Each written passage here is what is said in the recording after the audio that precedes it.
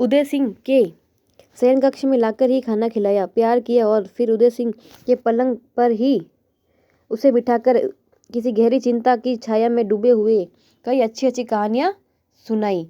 माँ की ममता छाती पर पत्थर रखकर वह सब कुछ कर रही थी जो दुनिया की कोई माँ कभी नहीं कर सकती। राज्य की रक्षा पर, राजवंश की रक्षा पर, चित्तौड़ के गौरव की रक्षा पर, सत्य और निष्ठा की रक्षा पर आज माँ की ममता की कठोर परीक्षा थी।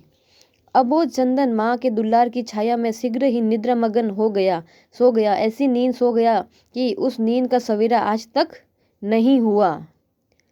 थोड़ी देर में षड्यंत्री हत्यारा बनवीर विक्रम सिंह के खून से रंगी तलवार लेकर उदय सिंह के कक्ष में घुसा।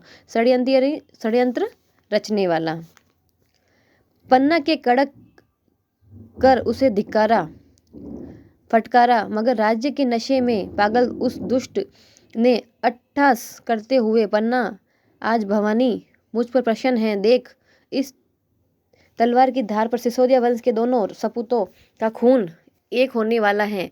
आज तू उदय सिंह को मेरे हाथ से नहीं बचा सकेगी।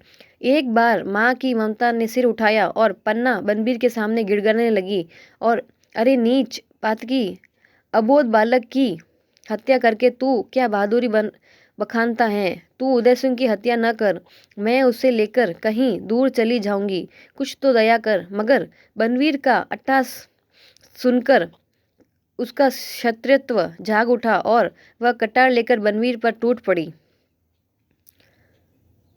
भाग्य दुष्टों का भी साथ दे देता है। खूबी कटार का वार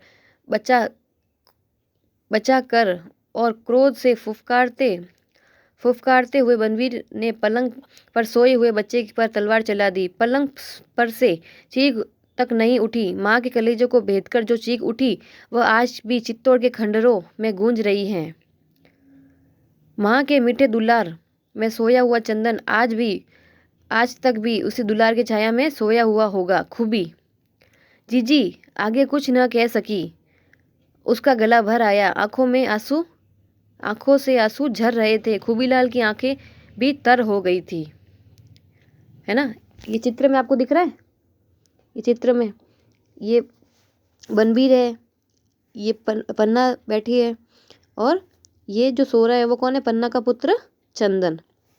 और देखो ये तलवार चला रहा है इसके ऊपर।